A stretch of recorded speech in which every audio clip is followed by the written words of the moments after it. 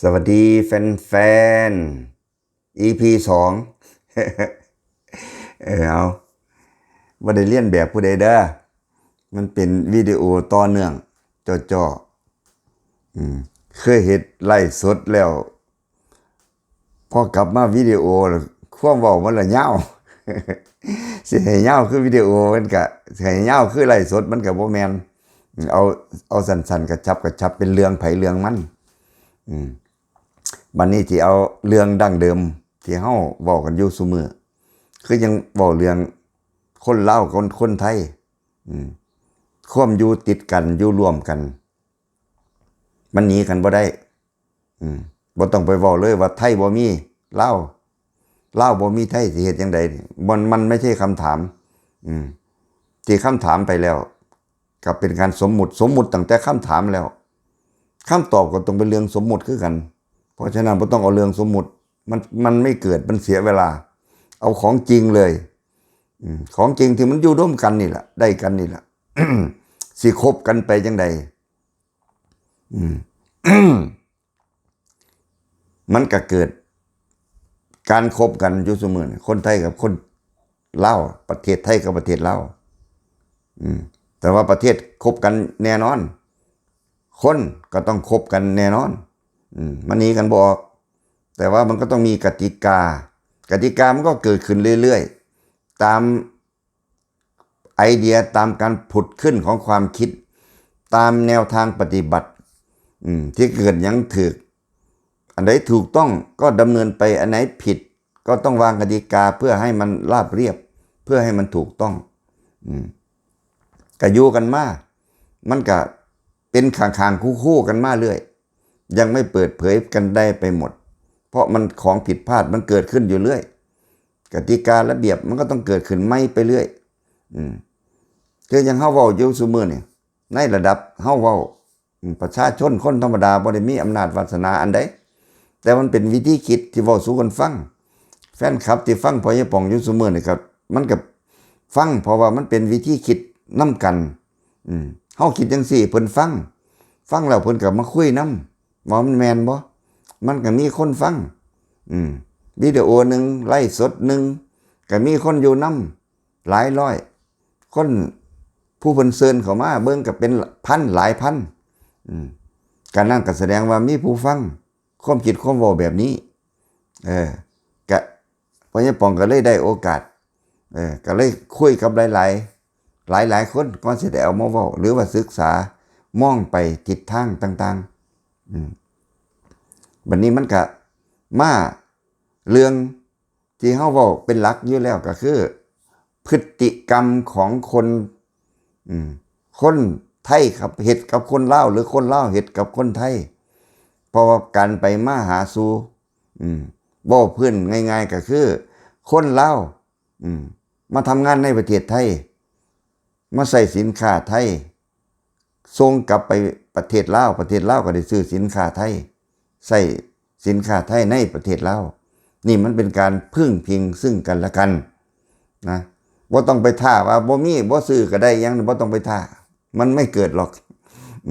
แต่ทำยังไงมันถึงจะราบรื่นไป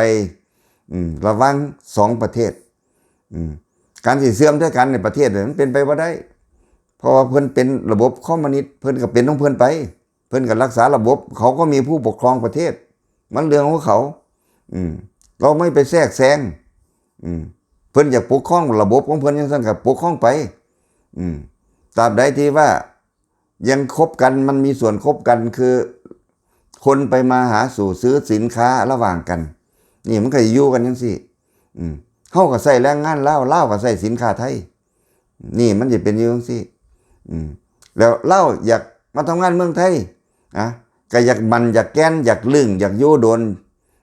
อยากให้ลูกมาเรียนหนังสืออยากให้คนเฒ่าคนแก่มารักษาพยาบาลอหยังนี่ก็เพราะว่าการ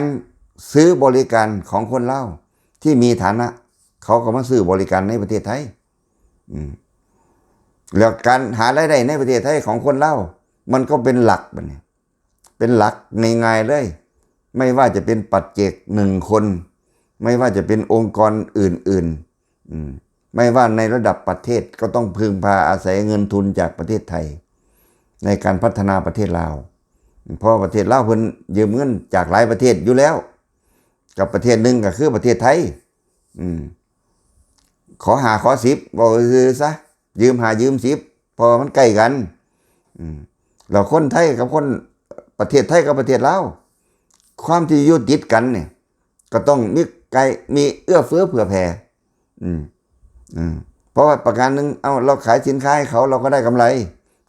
มากเอาใส่นั่นใส่นี่ไปกับมีอย่างกับพ่อสิยกให้เพราะมันบ่ได้ขาดทุนขายสินค้ามันได้กำไรก็เลยมีการเอื้อเฟื้อกันตามพ่อเหมาะพ่อสมเป็นต้นว่าการซื้อไฟฟ้าเอาไปลงทุนลาวก็มีพื้นที่คนไทยก็ไปลงทุนนะมีเฮ็ดเขื่อนเห็นยังไปเพื่อจะได้ไฟฟ้ามาใช้ในประเทศไทยนั่นก็คือการลงทุนที่มันร่วมกันที่มันคบกันได้มันระดับนานาชาติเขาก็มีกติกามีกฎเกณฑ์ที่มันตกลงได้เจ้าสิปกครองประเทศชาติปกครองประชาชนจังไดมันก็เป็นเรื่องของเจ้าแต่กฎของนานาชาติในการลงทุนมันก็มีระเบียบของนานาชาติมันก็เป็นระเบียบเขาร่วมกติกากันเขียนกฎระเบียบกติการู้กฎหมายรู้นานาชาติว่าจะต้องคบกันจังไดนั่นคือมันระเบียบนานาชาติเจ้ามีพื้นที่เป็นประเทศเจ้าแต่บริษัทประเทศไทยแต่บริษัทประเทศอื่นเขามาเฮ็ดมันก็ต้องมีระเบียบในการเฮ็ดเขาจังค่อยสิอยู่ได้มีความมั่นคงในการลงทุนนั่นมันก็มีความว่ามีการอารมณ์อร่วยมีการเข้มงวดในกติกานี่คือมันเกิดขึ้นบ่ว่าในระดับรัฐหรือระดับองค์กรระดับประชาชนมันจะมีระเบียบไปหมดเพียงแต่ว่าจะแก้ไขระเบียบตอนไหนจะเข้มงวดตอนไหนนี่มันเกิดขึ้นได้มันก็มีของมันอยู่แล้วก็จะมีไปเรื่อยๆนี่คือกติกาที่จะอยู่ร่วมกันแต่มีปัญหาก็ยังเอาปัญหามาโซลูชันแล้วก็ขีดเส้นว่าเอาปัญหาแบบนี้ต้องแก้จังซี่เด้อคือปัญหาเฮาเว้าเรื่องสายบุญนี่คือระดับประชาชนเว้ากันเฮาก็เป็นยูทูบเบอร์น้อยๆขึ้นมาเว้าก็มีคนฟังพอมีคนฟังมันก็มีผลต่อ2ฝั่งเกิดขึ้นมาผลเล็กผลน้อยส่ำใดก็บ่ได้ว่าหยังบ่ได้ว่ามีอิทธิพลแต่เพียงว่ามันมีผลในการที่เขาทำมีการยับยั้งการเจริญเติบโตในทิศทางที่เหมาะสมหรือไม่เหมาะสมก็แล้วแต่สิพิจารณาเอามีคนสิเชื่อหรือบ่เชื่อก็บ่เป็นหยังฟังมีคนฟังขอให้ว่ามันมีคนฟังมีคนฟังความจะเป็นไปได้ไม่ได้มันอยู่ที่ผู้เกี่ยวข้องเขาจะดำเนินการเฮาบ่ได้เป็นเจ้าหน้าที่เฮาบ่ได้มีอำนาจที่จะไปบังคับโดยออกอำนาจอะไรขึ้นมาเราเป็นคนพูดมันแค่เราเป็นคนพูดแล้วก็มีคนฟังอย่างหน่อยก็คือฟังวิดีโอพะยะป่องหรือจะไลฟ์สดก็แล้วแต่มื้อนี้อยากเฮ็ดให้มันเป็นวิดีโอเพราะว่าบ่อยากให้ว่าผู้ใดเข้ามาแจมแบบว่าเฮาอยากเว้าหยังคือว่าเฮามีเรื่องสิเว้าโดยเฉพาะจังซี่นะผู้เบิ่งเป็นวิดีโอก็คอยคอมเมนต์เอาเนี่ยบ่ได้แล้วยังค่อยไปอันหน้าบ่ได้รับประกันว่าจะต้องเป็นวิดีโอหรือจะเป็นต้องเป็นไลฟ์สดนะเพียงแต่ว่ามื้อนี้คิดได้อยากให้มันเป็นวิดีโอลองเบิ่งเฮาก็เลยเอาย้อนมากขึ้นว่าไทยลาวคบกันความสัมพันธ์เนี่ยมันยังเกิดขึ้นอยู่แต่มีกติกาที่ว่าจะต้องมีอะไรเปลี่ยนแปลงไทยลาวหาเงินนำกันไทยส่งสินค้าไปขายลาวส่งคนมาเป็นแรงงานนี่เขาก็ได้เงินกลับขึ้นไปซื้อสินค้าเฮามันก็หมุนเวียนกันอยู่จังซี่แล้วการได้เงินจากคนไทยเขาก็มีวิธีหลายอย่างเดี๋ยวนี้ขายแรงงานขายสินค้าขายยาเสพติดขายบริการอีหยังก็แล้วแต่ลาวสิเขาสิมีหยังมาขายมันจะขายเป็นทางการขายเป็นทางสีเทาขายเป็นคนมาทำงานมี MOU ลักลอบเข้ามาหรือมาผิดกฎหมายแบบใส่วีซ่าแบบนักท่องเที่ยว3 เดือนต่อ1ครั้ง 1 เดือน 60 วันต่อ1 ครั้งก็แล้วแต่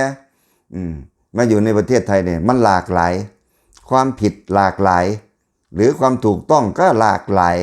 แล้วแต่สิดุลยพินิจสิอยู่กันได้เท่าใดเป็นต้นว่าตามกติกาเข้ามาทำงานคนมาทำงานต่างชาติก็มี MOU ถูกต้องตามกฎหมายมีที่ทำงานมีสวัสดิการโดยตรงเข้ามากฎระเบียบมันก็เยอะไปด้วยกว่าจะได้ MOU นี่นะกฎระเบียบมันเยอะแต่บัดนี้คนที่บ่อยากผ่านกฎระเบียบหรือว่าสอบบ่ผ่านกฎระเบียบหาบ่ได้กฎระเบียบเนี่ยก็รู้มาตายเอาดาบนาบ้างมาถึกจับตึกส่งกลับไปก็บ่เป็นหยังก็คนประเภทนั้นคือขอให้กูได้มันบ่จับติดคุกหรอกอิหยังก็ว่าไปก็ใส่วีซ่านักท่องเที่ยวมากับปัญหารับจ้างก็กลับไปไปต่อบัตรไปตอกบัตรตามชายแดนกลับมาเฮ็ดไหมบ่ว่าแต่คนลาวคนฝรั่งคนชาติอื่นเขาก็ทำเหมือนกันเพราะว่าอันนี้มันเป็นระเบียบให้อยู่60 วัน45 วัน90 วันแล้วแต่หมดก็ออกไปนอกประเทศก็สแตมป์ปั๊บก็ได้นับหนึ่งใหม่เขาบ่ได้ว่าเข้ามาแล้วกี่ครั้งเขาบ่ได้ว่ากติกานี่อันนี้คือกติกานักท่องเที่ยวแต่พอเข้ามาอยู่ในเมืองไทยเจ้าสิมาเที่ยวหรือเจ้าสิมาทำงานเจ้าสิมาเห็นหยังมันแล้วแต่ว่าเจ้าหน้าที่ไทยหรือคนไทยมีปัญหาไหมถ้าเขามีปัญหาเขาก็แจ้งจับเขาก็แจ้งว่าเจ้าทำผิดกฎหมายถ้าไม่มีปัญหาคุณก็อยู่ของคุณได้ไม่ว่าจะเป็นนักท่องเที่ยวมาจากสัญชาติไหนเหมือนกันไม่ว่าจะเป็นฝรั่งจีนเขมรลาวเวียดนามยังก็แล้วแต่ก็มีพฤติกรรมลักษณะนี้เพราะว่าเป็นการว่ามักง่ายอยากเอาง่ายๆพออยู่ได้คนลาวก็เฮ็ดเหมือนกันเฮาก็เล่นนี่แหละเพียงแต่ว่าเฮาเว้าเรื่องคนลาวคนลาวที่มาอยู่ในเมืองไทยนี่มี MOU ทำงานนี่มันสิถึงครึ่งนึงบ่ล่ะมันก็เป็นคำถามแต่ไม่จำเป็นต้องตอบหรอกคิดเอาเองเพราะว่าต่างคนต่างฮู้ว่าบ่คือกันก็ถือว่านั่นล่ะกลุ่มที่อยู่ผิดกฎหมายแต่เขาอารุ่มอร่วยให้นั่นก็จำนวนหนึ่งเขาสิไปเอาออกเมื่อใดก็ได้เพราะว่ามันมีอยู่แล้ว มันมีข้อที่เขาจะเอาอยู่แล้วเพียงแต่เขาจะเอาหรือไม่เอาเขาจะจับหรือไม่จับมันอยู่ที่ผลประโยชน์ตกลงกันได้คือยังได้ใบนักท่องเที่ยวมาแล้วมาทำงานสิมาเรียนหนังสือสิมาคอร์สเล็กคอร์สน้อยอีหยังก็แล้วแต่นะเขาบ่ค่อยตรวจกันมากมายหรอกตรวจเรื่องหมดอายุวีซ่าหมดอายุคนไทยคนลาวเขมรพม่านี่เขาบ่ค่อยได้ตรวจมันก็เลยลุ่มรวยกันอยู่มาได้เรื่อยๆเพียงแต่ว่าถ้าคุณเป็นคนต่างชาติมาทำอะไรในประเทศไทยถ้าไม่มีใครผิดอกผิดใจเขาก็ไม่ได้แจ้งความเอาเรื่องอะไรที่จะให้ออกนอกประเทศตามความผิดลักลอบเข้าประเทศหรืออยู่วีซ่าขาดนี่ยังก็แล้วแต่อันนั้นมันเป็นความผิดธรรมดาว่าเป็นเรื่องที่จับเข้าคุกเข้าตารางหยังแต่ว่าเฮาสิบอกให้มันก็มีคนที่อยู่ไม่เป็นก็คือคนลาวเขมรพม่าทั่วไปที่อยู่และอยู่ไม่เป็นตัวเองมีความผิดขั้นต้นอยู่แล้วคืออันดับแรกก็คือหลบหนีเข้าเมืองหรือวีซ่าผิดประเภทมาทำงานแต่ใช้วีซ่าท่องเที่ยวหรือว่าหลบซ่อนอยู่ไปหมดอายุไม่ไปต่อวีซ่ายังก็แล้วแต่อันนั้นมันมีความผิดแล้วคุณยังไปทำความผิดซ้ำสองนี่คือมองมันอันตรายสิว่าอันตรายหรือบ่อันตรายก็แล้วแต่เขาสิคิดคันสู้กล้าคิดสู้ก็ได้2 กระทงกระทงแรกก็คืออยู่ผิดกฎหมายกระทงที่2ก็เรียกว่าทำอะไรผิดกฎหมายหรือผิดอกผิดใจคนไทยเขาไม่ชอบเขาก็เอาแค่คดีเดียวก็ได้เขาว่าอยู่ผิดกฎหมายก็ต้องบังคับให้ออกไปไปไล่หนีหรือส่งออกหรือนี่ประเทศก็แล้วแต่สิว่าเพราะว่าอันนั้นคนไทยไม่ชอบเขาก็เอาเรื่องคุณได้เพราะว่าตอนนี้คุณอยู่นี่ มันผิดกฎหมายนั่นก็คือง่ายที่สุดบัดนี้เอาเห็นแล้วมันว่าการอยู่ผิดกฎหมายนี่คุณจะต้องอยู่อย่างตัวรีบไม่ได้สง่างามประกอบคุณงามความดีเพื่อจะให้เขาไม่รังเกียจบ่ให้เขาสั่งบ่ให้ไทยบ้านไทยเมืองเขาสั่งบ่มีเรื่องมีเล่ากับคนบ้านเขาหรือหมู่เจ้าของสิมาเป็นอันละพันไปหาตีกันไปหาเบงไปหากลางคือพม่าเฮ็ดนั่นเขาก็สอยกับประเทศตีกาไว้ห้ามเขามาอีกนาจังเสียนั่นก็คือมันเป็นขั้นพื้นฐานที่จัดการได้บ่ได้ติดคู่ติดตารางส่งออกไปอย่ากลับมาอีกซี่หน้าไว้เลยขีดกากระบาดไว้เลยบักนี้อย่าเข้ามาอีกแต่อีนี่อย่าเข้ามาอีกนั่นก็คือง่ายๆวันนี้คนลาวนะที่ทำงานในประเทศไทยมีเยอะแยะมากที่อยู่ในกติกาว่าคุณอยู่แบบหลบซ่อน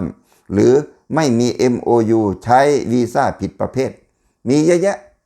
พร้อมที่จะมีความผิดแล้วก็ถูกส่งกลับถูกกาหัวว่าห้ามเข้ามาอีกถ้าคุณคิดว่าประเทศไทยคือแหล่งที่คุณจำเป็นจะต้องทำมาหากินในประเทศไทยคุณจะต้องรู้ตัวในข้อนี้กฎเกณฑ์ข้อนี้หรือประเทศไทยเมื่อคนลาวมีฐานะอยากมาเที่ยวอยากมารักษาพยาบาลอยากพาญาติพี่น้องมารักษาพยาบาลคุณจะต้องไม่ทำผิดกฎหมายไทยหรือไม่ให้เขากากระบาดกาหัวว่าคนคนนี้คนไทยไม่ชอบประเทศไทยไม่ชอบเขาก็มีสิทธิ์ที่จะกากระบาดไว้ห้ามเข้าก็คืออเมริกาเฮ็ดกับหลายๆประเทศเป็นอย่างเขาจังเฮ็ดลักษณะนี้ก็ประเทศเขาเจริญน่ะคุณอยากไปเที่ยวคุณอยากไปค้าไปขายคุณอยากจะอะไรก็ตามที่ประเทศเขาวีซ่าเขามีมูลค่าวีซ่าเขาคุณต้องการเขาก็ชี้หน้าได้ว่าคนยังสิกูว่าให้วีซ่าเขาชี้หน้ามาก่อนก็ได้ถ้าผิดอกผิดใจเขากติกาบ้านเขานะเขาชี้หน้ามาเลยว่าคือยังอเมริกาบอกเขมรเห็นบ่เฮ็ดนั่นเฮ็ดนี่นำบ่เฮ็ดเขาบอกว่าคนนั้นคนนี้ของเขมรกูบ่ให้วีซ่าเขาเว้าขึ้นมาซื่อๆเขาเว้าได้เขาเว้าได้เลยถ้าเขาไม่ถูกใจใครนี่คือความผิดใจคลาสสิก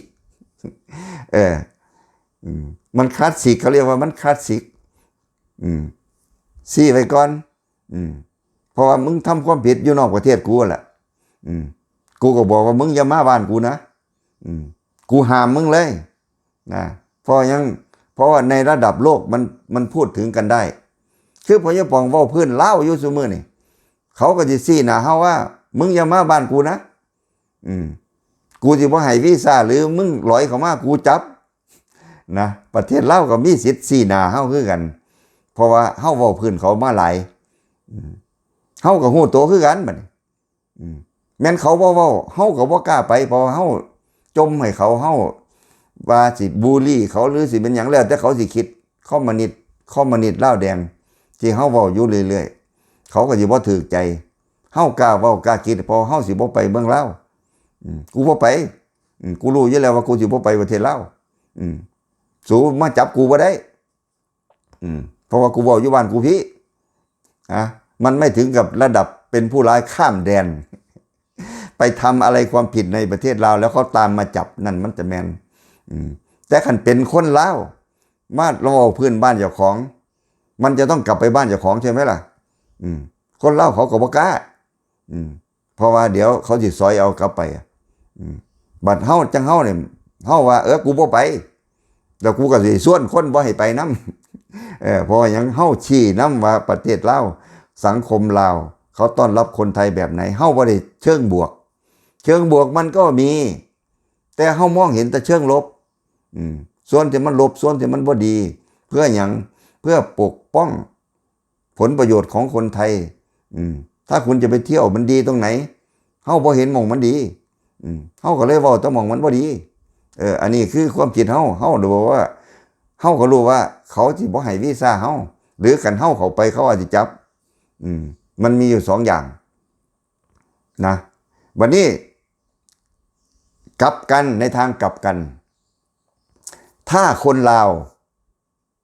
เอาคนลาวในที่ทำงานในประเทศไทยก่อนที่คนลาวมันอยู่ในประเทศไทยอยู่แล้วนี่กี่แสนคนก็สร้างเขาเถอะถูกต้องกี่คนไม่ถูกต้องกี่คนนะถ้าคนที่ถูกต้องก็ทำงานของคุณไปคือมี MOU มาได้วีซ่ามาทำงานถูกต้องไม่มีปัญหาคุณผิดกฎหมายเขาก็ยังว่าสิเว้ากันตามกฎหมายถ้าคนที่อยู่แล้วไม่ถูกต้องบัดนี้หรืออยู่แล้วถูกต้องแต่ผิดใจคนไทยผิดใจความเป็นไทยเป็นต้นว่าชี้นำคนลาวในประเทศลาวที่ทำความผิดในประเทศไทยคนไทยคนลาวที่อยู่ในประเทศไทยชี้นำคนลาวที่ทำความผิดกับประเทศไทยนะเป็นต้นว่าสายบุญเว้าชัดๆสายบุญที่เฮาเว้าถึงสายบุญสะพานบุญเอียงก็แล้วแต่ที่พฤติกรรมหลอกลวงคนไทยเฮาบอกว่ามันจะถูกจับเ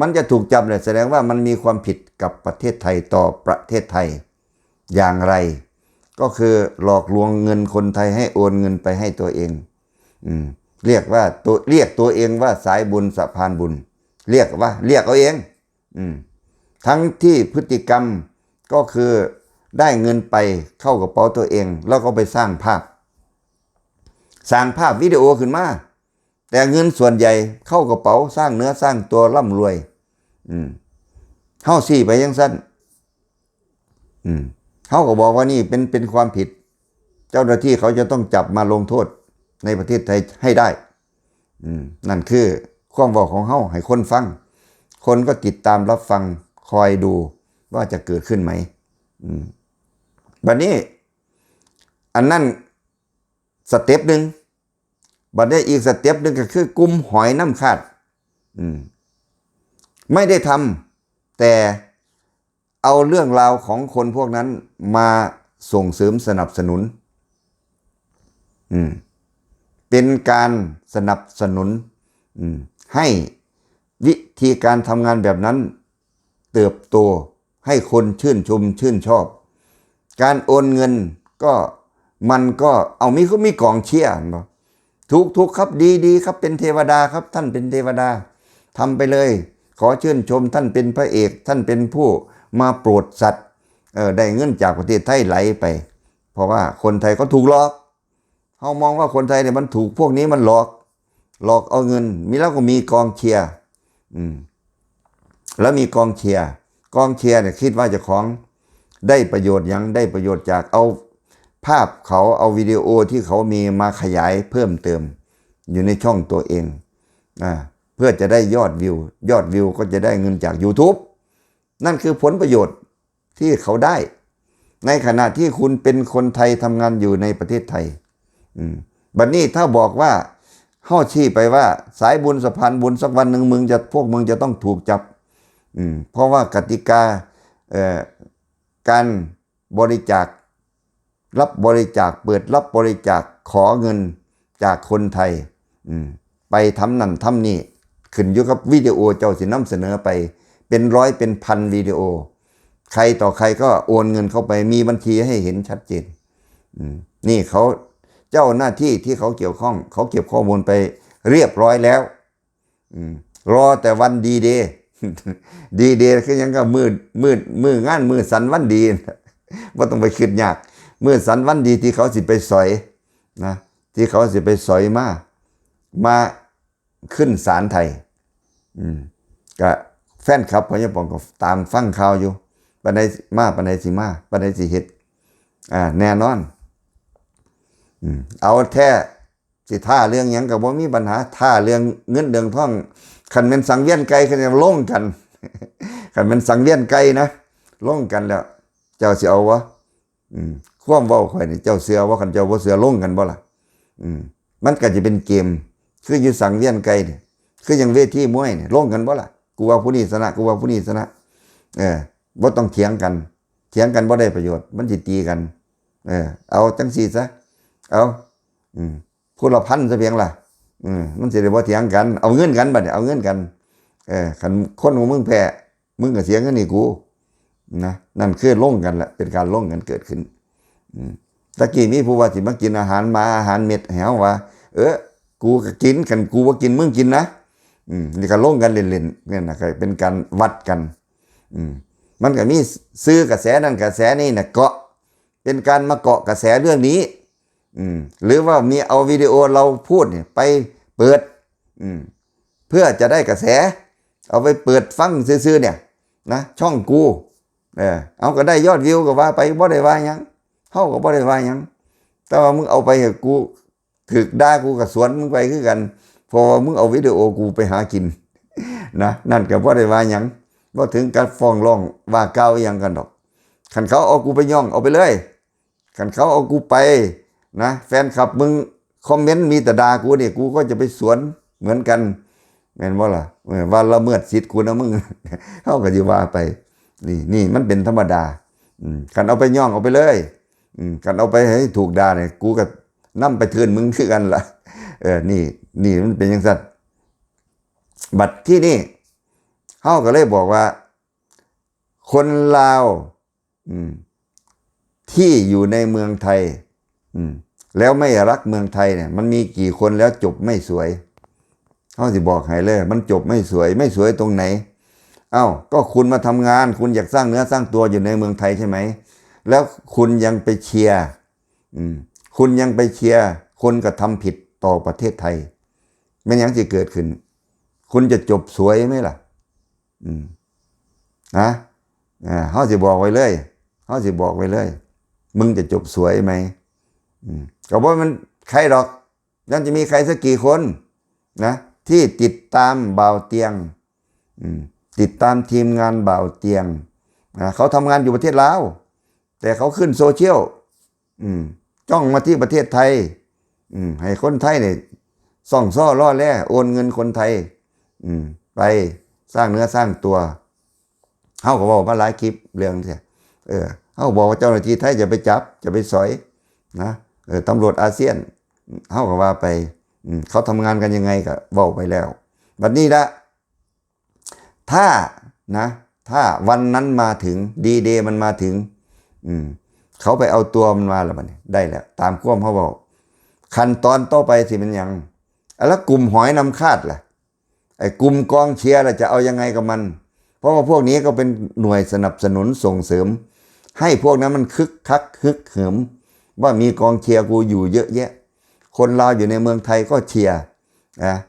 ตบมือแปะเอาเลยลูกพี่ท่านเทวดาพวกนี้ก็มีความผิดเหมือนกันเอาอย่างไรก็มันดีล่ะมันจะรุนแรงขนาดไหนมันจะเอาติดคุกไปกับลูกพี่มึงบ่ถ้าบ่ติดคุกกลับบ้านมึงกลับบ้านไปประเทศไทยไม่เหมาะสำหรับมึงแล้วแล้วเขาก็จะไปตรวจสอบเลยมึงอยู่ประเทศไทยเนี่ยมึงทำอะไรบ้างมาเนี่ยมึงเป็นคนดีไหมมึงอยู่มี MOU ไหมมึงอย่างต่างๆมันก็หาความผิดคือกันล่ะกับรถ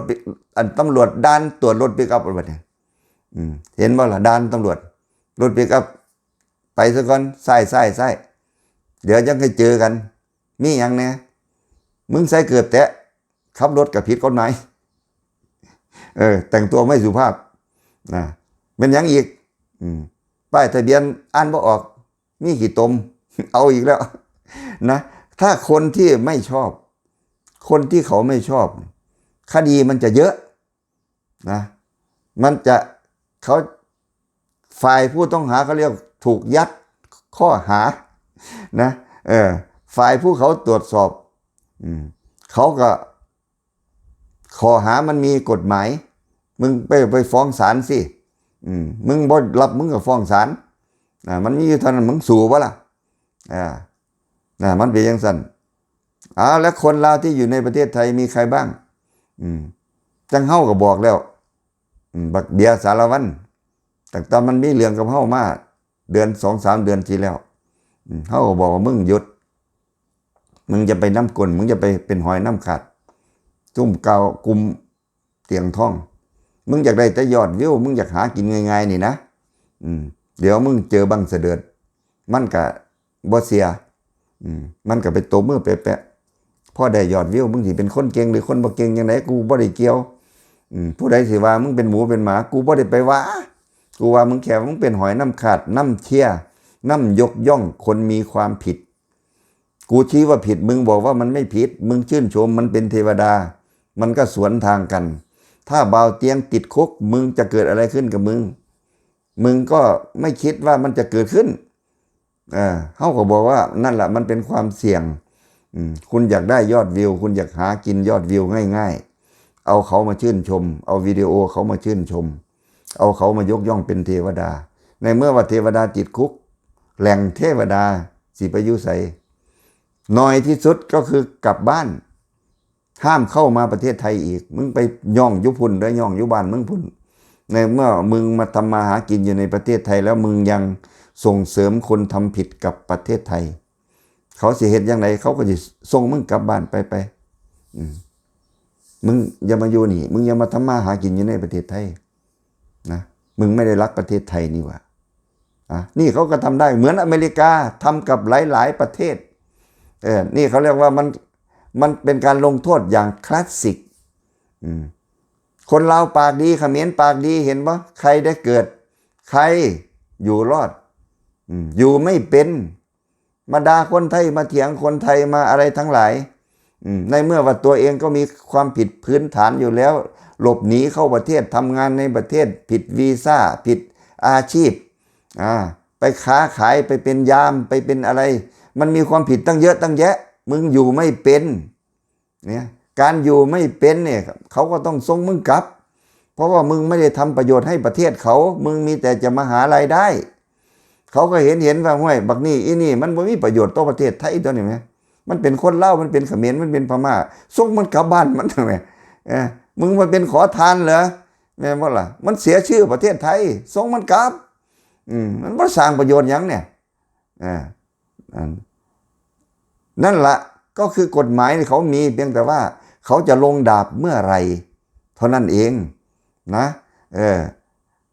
ค้าขายเนี่ยเหมือนกันมันก็ผิดอยู่แล้วการมาค้าขายส่วนตัวเนี่ยมันผิดอยู่แล้วขายได้อยู่ขายออนไลน์แต่มาค้าขายวางแผงเนี่ยมันผิด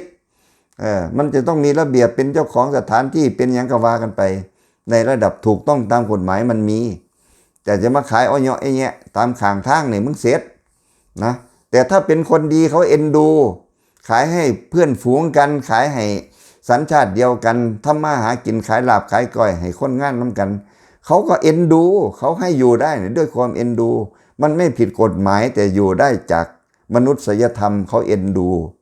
นะก็ให้อยู่ไปผัวไปทำงานเมื่อเมียขายตำมะฮุงให้คนงานน้ำกันอย่างเขาก็ให้อยู่ได้นะอันนั้นเป็นการเกื้อกูลเป็นความขยันเป็นความเมตตาเขาให้อยู่ได้แต่ว่าล่ำเซนขายได้หลายแล้วมาอวดล่ำอวดด้วยมาเที่ยวด่าคนไทยเอาแล้วนั่นแหละมึงอยู่ไม่เป็นมึงอยู่ไม่เป็นเกิดมีคนรังเกียจโซเชียลมันยิ่งแรงมันยิ่งเร็วมันเป็นบทความฆ่าตัวตายของพวกมึงชัดๆนั่นคือคนที่อยู่ไม่เป็นอยู่ในบ้านเขาเมืองเขาแล้วมาสะเอะด่าเขานะสะเอะมาเทียบชั้นมาเทียบรุ่นบ่รู้จักสัญชาติเจ้าของนะนั่นก็คือมึงอยู่ไม่เป็นมึงก็จบนี่แหละก็คือสายบุญเท่านี้ก็คือกันก็บอกแล้วว่ามึงมาเชียร์คนผิดเพื่ออยากได้เจ้าของเพื่ออย่างอ่านเกมอย่างเดียวคืออยากได้ยอดวิวขันเพี้ยไฟสายบุญกูได้ยอดวิวเป็นพันเป็นหมื่นนะก็เลยอ่านไปเท่านั้นว่าผิดกูกับเสี่ยงมึงอยากเสี่ยงมึงก็จะได้เสี่ยงนี่แหละมันเข้าเดือนพฤษภาแล้วกูจะบ่เว้าเรื่องหยังบัดนี้กูจะบอกแต่ว่ากูจะนับถอยหลังสายบุญบัดนี้นะได้ข่าวว่ามันไปเห็นอย่างแน่สายบุญบ้านโคกใหญ่ซุมื้อนี่มันเริ่มเปลี่ยนนโยบายนะมันเริ่มเปลี่ยนนโยบายการ การหาเงินคอนไปทั้งแนะนำชู้สาวเด็กสาวยากจนต้องการคนอุ้มดูต้องการคนดูแลอุ้มชูเอาสเปคสาวบ้านที่สร้างบ้านก็ต้องสร้างบ้านให้ผู้สาวให้ป๋าทั้งหลายเป็นตัวเอาเงินป๋ามาสร้างบ้านให้ผู้สาวขอโทรศัพท์ขอรถจักรเอาผู้สาวเอาความสาวมาล่อเอาความสาวมาหลอกนี่ก็อีกแบบหนึ่งบ่ได้เอาบุญมาเนี่ยเอาความสาวมาหลอกบุญนี่เขาเริ่มแล้วเขาเริ่มเบื่อเริ่มน่ายแล้วเขาเริ่มรู้แล้วว่าบุญนี่มึงบุญมึงตีเงินเขาทงมึงก็สอกระใสขึ้นเขาเริ่มรู้แล้วยอดวิวตกนะยอดบริจาคตกต่ำครึ่งต่ำลงไปเยอะจนหัวเสียจนหัวเสียแล้วสมมตินี่ยอดบริจาคหล่นลงไปเยอะก็เขามองออกเขามองออกตั้งตะกี้มึงขายยังมึงไม่เคยร่ำรวยมึงไม่เคยทำธุรกิจทำอะไรได้นะมอเตอร์ไซค์ห้างรถปิกอัพห้างค้าขายบักโม่ค้าขายยังไปตามธรรมชาติพอมาทำสายบุญรุ่งเรืองสดใสญาติพี่น้องที่เคยทุกข์ลำบากยากจนหันเข้ามาอยู่ในสายบุญหมดเลยนะเอาขึ้นจอไปทำกันเป็นแถวซ้อใสขึ้นเพราะว่ามิติการได้เงินมันหลากหลายเปิดบัญชีไหนก็รับเงินเปิดบัญชีไหนก็รับเงินนะมันก็สอใสขึ้นจัดระเบียบกันระเบียบภายในมันนั่นแหละใครจะเป็นขาใหญ่ช่องกูจะต้องเป็นขาใหญ่แจกงานนะมันดูออกมันเนี่ยเฮาดูออกเฮาก็แจ้งท่านผู้ชมไปเมืองเด้อเบิ่งมันบุญจริงวะล่ะสู้ได้วะล่ะบุญจากคนทุกข์คนยากมันได้แม่นบ่คนทุกข์คนยากเอาบุญมาให้สู้เดี๋ยวสู้ก็เสียเงินนี่นะสู้พากันเสียเงินให้คนทุกข์คนยากมันว่ามันมีบุญมาแจกมันมีบุญมันเพียงบ่ร่ำบ่รวยมันเพียงจะเอาบุญมาแจก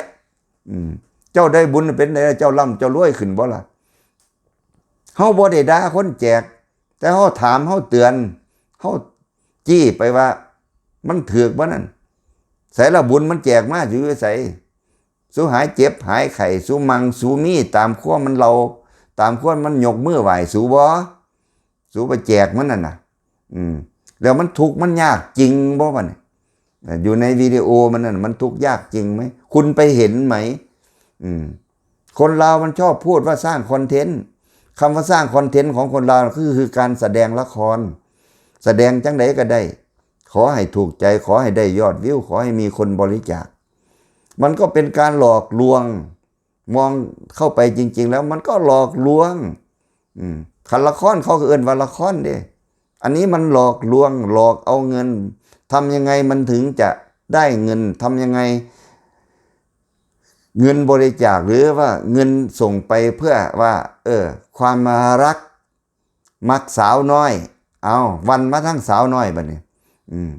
สาวแม่ห้างยังก็แล้วแต่คนทุกข์คนยากสิเจ็บไข้ได้ป่วยยังก็แล้วแต่สิหาไปหาทางสิอ้อยเอาเงินเอาบุญก็เรื่องนึงเอาสาวน้อยก็อีกอันนึงเฮ็ดจังได๋เฮ็ดจังสิได้เงินคนไทยบ่ว่าจากผู้เฒ่าผู้หญิงผู้เฒ่าผู้ชายเอาหยังมาอ้อยแน่คิดไปเรื่อยผู้ใดได้ก็หัวเฮ็ดน้ำกันถึงคนไทยเฮ็ดถึงคนลาวเฮ็ดไปเฮ็ดพากันมวนพากันว่าได้เงินแต่ก็เลียนแบบกันนี่แหละเฮาสิบอกเลยว่าตำรวจลาวเขาก็ผิดอกผิดใจอยู่เหมือนกันเอาสาวลาวมานำเสนอเอาสาวลาวมานำเสนอเสียหายเว้าไปเลยคนไทยก็สร้างคนลาวก็ตามเป็นยูทูบเบอร์เป็นแอดมินเอียงกันแล้วแต่สูสิตั้งชื่อกันเอามานำเสนอเพื่อให้วิดีโอน่าสนใจคนไปส่องซ้อล่อแล่เบิ่งหลายเบิ่งดีความจริงไม่จริงปกปิดเปิบเสริมกันไปเอาสาวน้อยมาขึ้นจอเต็มใครอยากสนใจใครอยากติดต่อขอเบอร์ขอไลน์แนะนำส่งเสริมไปสิพาไปเอาสิพาไปขยุนสร้างเผือกอยู่พุ่นนะเผ็ดในตมอยู่พี่สาวนั่นอยู่ใสสาวนี่อยู่ใสเส้นทางอยู่ใสสิพาไปพาไปต้มพาไปหลอกพาไปปลดเนื้อหมดตัวคนไทยอยู่ดีๆเนี่ย นะเฮ็ดให้เขากระตือรือร้นตื่นเต้นตัวเขาสิได้เด็กสาวน้อยไปกอดไปจูบบ่ผิดกฎหมายมีคนเห็นด้วยมึงเฮ็ดไปเดี๋ยวมึงสิเจอบังเสด็จลาวเขาก็มีหน้ามีตาเหมือนกันลาวเขาก็เป็นคนอาเซียนกติกาของอาเซียนมันก็มีสิไปหาเห็ดสมปูสมปุยอย่างสั้นเดี๋ยวเขาก็สอยมึงตำรวจลาวไม่สอยตำรวจอาเซียนเขาบอกให้สอยเพราะว่ามันเป็นกฎกติกาของอาเซียนลาวอาจจะจับกินดีรูดทรัพย์มึงมีเท่าไหร่มามันผิดกฎหมายลาวนะเว้ยนะข่มขืนเด็กหรือมันยังก็แล้วแต่ละเส้นน้อยเส้นใหญ่แล้วแต่สูขันเส้นใหญ่มันก็เคลียร์กันได้เคลียร์กันด้วยเงินนั่นแหละคุณมีเงินคุณเงินถึงมันก็ไม่ผิดอยู่ที่ไหนมันก็ไม่ผิดเพราะว่าเงินเนี่ยมันเป็นตัวขีดเครื่องหมายผิดเป็นเครื่องหมายถูกคุณมีเงินไหมล่ะคุณก็หมดเนื้อหมดตัวเพราะว่าคนเอาเงินแก้ปัญหาคุณอยากไปล่ะไปเลยเพราะนี่ปองกับพวกผิดกับเพราะนี่ปองมีเงิน1,000 ล้านกูไปประเทศลาวกูจะไปสัมปทานทีนะบอกซ้ำนี่เขาว่าผิดตกลงกันเลยเจ้าแขวงนั่นเจ้าแขวงนี่มารับสนามบินเลยถ้ามีเงินมันก็ซื้อความผิดได้ถ้าเขาบ่มีเงินเขาก็จะไปเขาจะจับนั่นมันก็มีอยู่เท่านั้นว่าเป็นอย่างนะมันแก้ปัญหาได้ด้วยเงินสร้างหมู่สร้างพวกสร้างคอนเนคชั่นได้ด้วยเงินแต่คุณจะต้องเสียเงินคุณจะซื้อคอนเนคชั่นนั้นไหมล่ะมันคุ้มไหมอันนี้ก็คือกันคนไทยที่ไปทำยูทูบเบอร์ในลาวสายบ่ว่าสายบุญบ่ว่าสายสาวข้ามโขง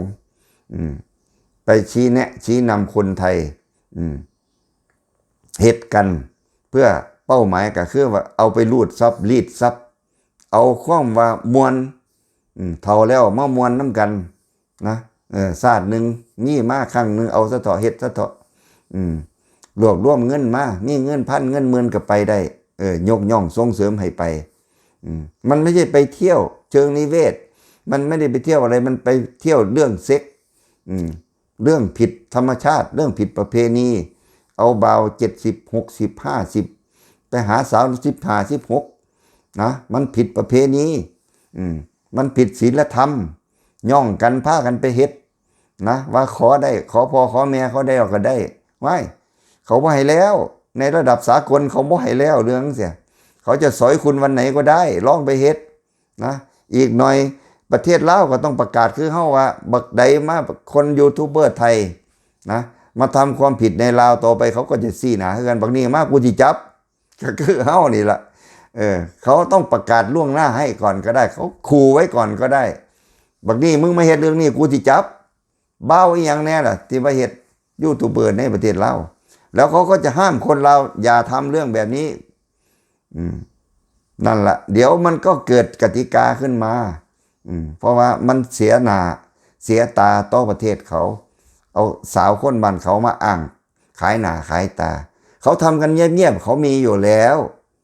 นะเขามีอยู่แล้วเรื่องเงียบๆเหมือนกับซ่องเหมือนกับการให้บริการเหมือนอาบอบนวดอะไรเนี่ยเขามีของเขาอยู่แล้ว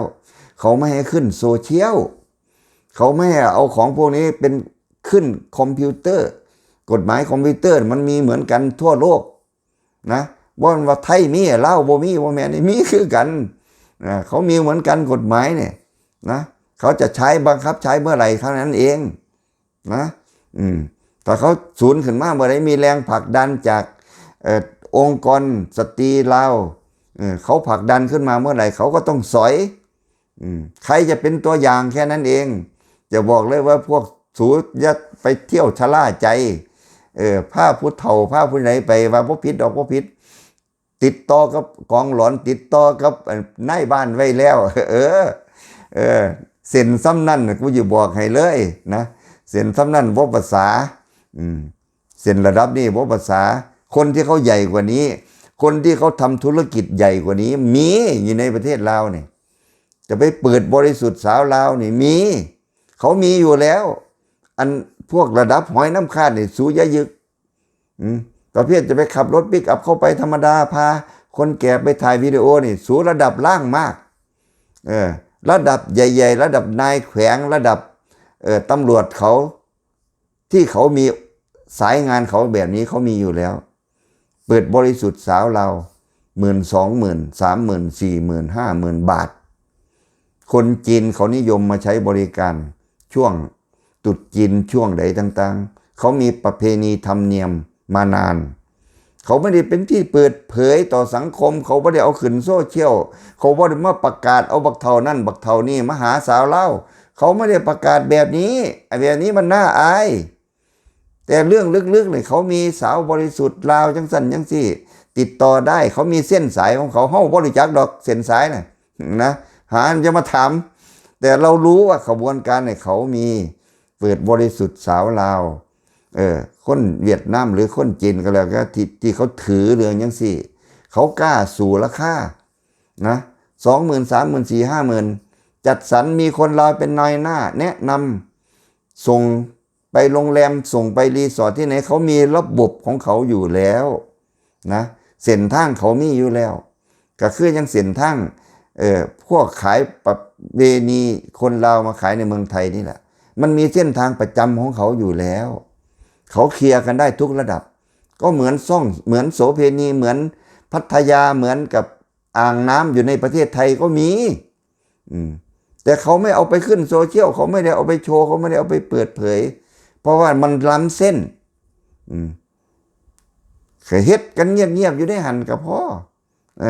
เพื่อเป็นการคลายความเครียดคลายความใคร่ยังก็ว่าไปคือมันยังล้างของพวกนี้ไม่ได้เขาก็ให้ทำไปเงียบๆอย่าล้ำเส้นนี่ก็คือเขาก็มีกันนะเขาอย่าให้ล้ำเส้นอยู่ในประเทศลาวเขาก็มีแต่คุณอย่าไปล้ำเส้นเปิดเผยกันทั้งโซเชียลปึ้นวึ่นนัดเจอกันเอามาถ่ายวิดีโอกอดสาวจุ๊บบักเทา60 70ไปกอดสาวลาวจุ๊บเดี๋ยวเขาก็สอยมึงนะเขาบอกว่ามันล้ำเส้นเขารับไม่ได้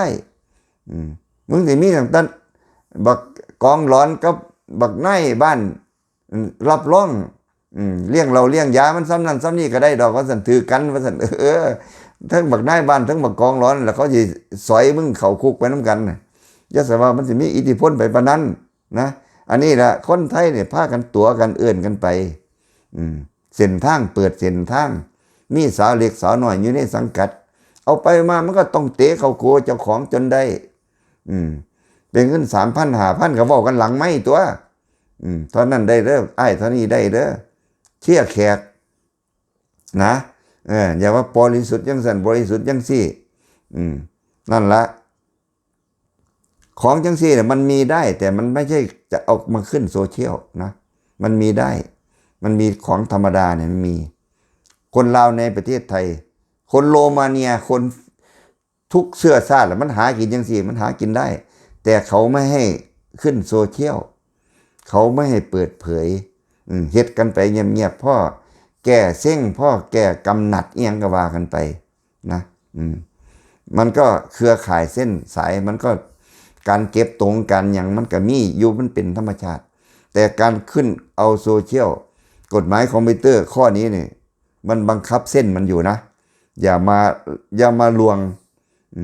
อย่ามาลวงว่ามันไม่ผิดคุณพูดแค่คำ2 คำพูดของใครก็ตาม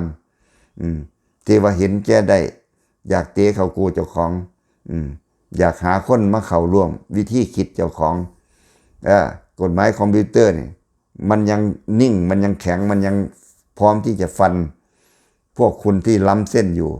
เพราะฉะนั้นไม่มีใครเขาบอกเลยว่ามันไม่มีใครใจบริสุทธิ์หรอกที่จะนำคนแก่ๆไปหาสาวอ่อนๆยังไงมันผิดกฎหมายอยู่แล้วคุณเสี่ยงเพราะใจคุณรักที่จะทำรักที่จะเสี่ยงรักที่จะได้เงินทุนหรือจะฆ่าเพื่อว่าตัวเองกูรวยย้อนกูมีย้อนมึงจะคิดไปเลยว่ากูรวยย้อนเรื่องยังสิขันมึงคิดไปยังสั้นเนี่ยสักวันหนึ่งใครก็ตามที่คิดเรื่องนี้อยู่สักวันหนึ่งมึงจะเป็นคนที่ร่วมขบวนการนะนั่นแหละเขาก็จะเกิดขึ้นบ่ว่าประเทศลาวหรือประเทศไทยเขาก็ต้องตั้งกติกาขึ้นมาอันง่ายๆก็คือนี่แหละเขาจะซี้นะว่าบักนี้อย่ามาประเทศกูเด้อกูบ่ให้วีซ่ามึงมากูจับ คนลาวเนี่ยก็ง่ายที่สุดก็คือบักไหนทำผิดในประเทศไทยเอาส่งออกส่งกลับไปอย่าเข้ามาอีกนี่ก็คือมันคลาสสิกที่สุดแล้วไม่ได้จับติดคุกแต่ห้ามเข้าประเทศกูต่อมาเห็นมันเข้ามาจับเลยก็แค่นั้นเองมึงอย่ามาสากแถวนี้นั่นกับมึงก็เหงาแล้วมันคุ้มไหมล่ะมันคุ้มไหมล่ะคนที่กระทำความผิดอยู่ในนี่เฮาก็ยกตัวอย่างบักเดียวนี่แหละก็บ่เป็นหยังคันนี้บักอื่นอีกหรือว่าผู้หญิงก็แล้วแต่ถ้ามีใครพฤติกรรมลักษณะที่เฮาว่ามานี่สูตรระวังไว้เขาจะคำว่าวีซ่าไม่ให้เข้าประเทศผลักดันออกนอกประเทศเนรเทศก็แล้วแต่เขาจะใส่ประเทศไทยมีความหมายกับคุณที่จะมาทำมาหากินมาทำงานคุณทำงานแลกเงินดีกว่าไหมดีกว่ามาทำผิดในประเทศไทยข้างๆคูๆไหมมันเสี่ยงต่อการถูกเนรเทศเขาจะบอกไว้เลยมันมีหลากหลายคนยูทูบเบอร์สายบุญทั้งหลายต่อไปเขาจะมาชี้นำว่าบักกลุ่มยูทูบเบอร์มีไผแน่รีดไล่สื่อมันมาเลยพวกนี้ห้ามเข้าประเทศไทยขันเขาบอกว่าสิมึงก็เกมเป็นบอลพวกมึงนี่มึงเกมถ้ามึงไม่ได้มาประเทศไทยสักอย่างนี่กูบอกได้เลยว่าคนลาวที่มีอาชีพที่มีฐานะ ถ้ามึงมาประเทศไทยไม่ได้ล่ะมึงเกมไปเด้อคุณประเทศลาวมีทางออกทะเลแล้วมึงรวยมึงไปทางโน้นทะเลเวียดนามเขาเปิดให้แล้วไปเลยหรือรีสอร์ทลาวหรือรีสอร์ทเวียดนามหรือไม่ยังก็แล้วแต่เชิญคุณไปพัฒนาทางโน้นมีทางออกประเทศลาวแล้วดีใจตัวมีทางออกทะเล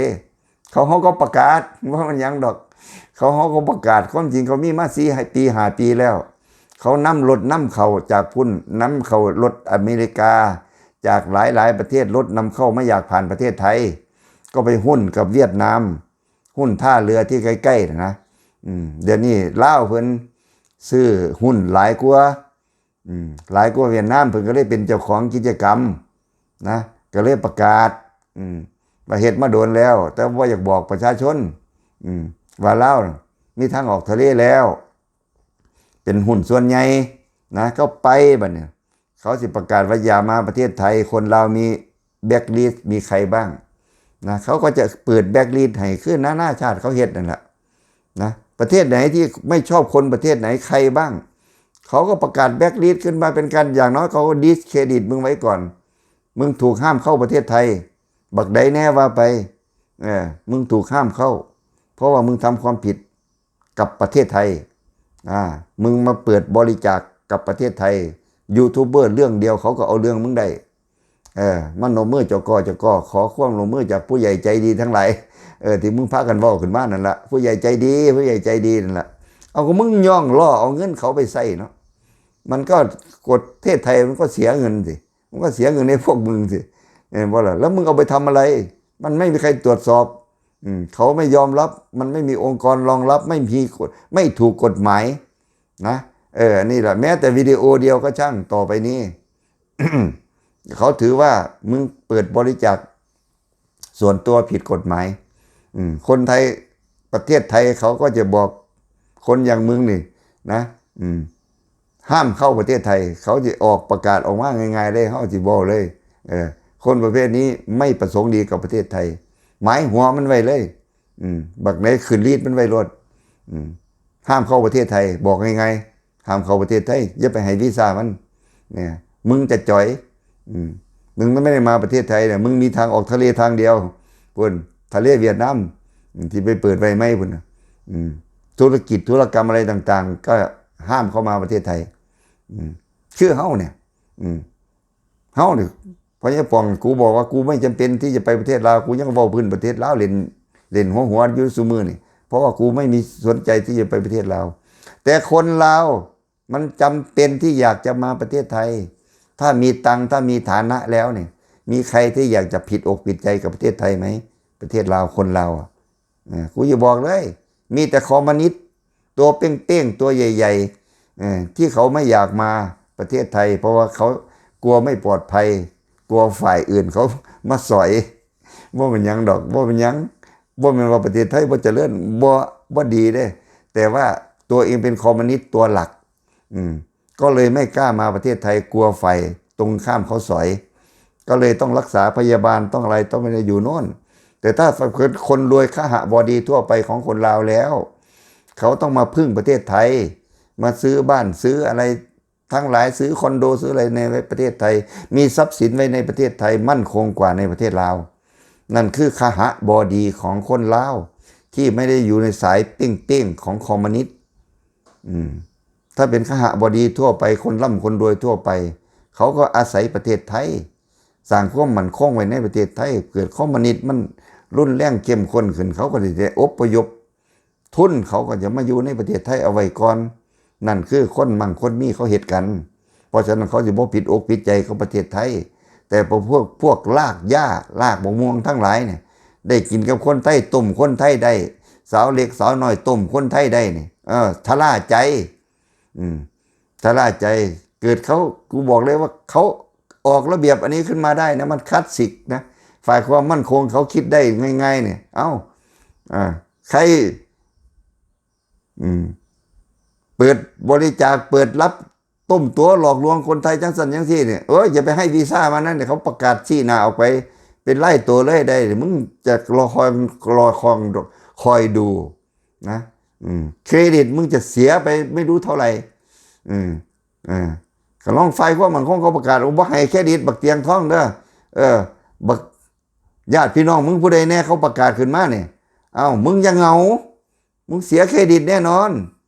เขาบอกว่ามึงห้ามเข้าเมืองไทยนะเข้าเมืองไทยกูจับเนี่ยไม่ให้วีซ่าเนี่ยนี่แหละเขาสามารถประกาศได้ผิดอกผิดใจแบบมันเขาเรียกว่ามันคลาสสิกเป็นผู้ที่ไม่รักประเทศไทยก็ห้ามเข้าประเทศไทยมันจะไปผิดตรงไหนวะเขาทำได้ไม่ใช่ทำมาได้หรือใครที่อยู่ในประเทศไทยแล้วไม่หวังดีต่อประเทศไทยนี่ประเทศนะมันไม่ได้ของยากเลยนะนี่ประเทศบ้านมึงจะว่ารับคนบ้านมึงขึ้นบ่มันผิดไม่ได้ประเทศลาวก็ต่อต้านไม่ได้มันเป็นสิทธิ์ของใครของมันประเทศลาวสิว่ามึงห้ามคนนั้นคนนี้ไปบ้านมึงบ่ได้เด้อห้ามบ่ได้ห้ามได้แต่ว่าห้ามไปบ้านเจ้าของแต่สิห้ามคนลาวมาประเทศไทยประเทศลาวห้ามบ่ได้ห้ามคืออยากให้เขามาแต่ขันประเทศไทยบ่ให้เขาประเทศลาวสิบอกว่าบ่ได้นะบ่ได้ต้องให้คนนั้นไปบ้านเจ้าต้องบ่ได้บ่ได้ขันคนไทยห้ามมาบ้านกูมึงก็ต้องผ่านมาบ่ได้คือคนไทยคนใดคนลาวบ่ชอบประเทศลาวบ่ชอบ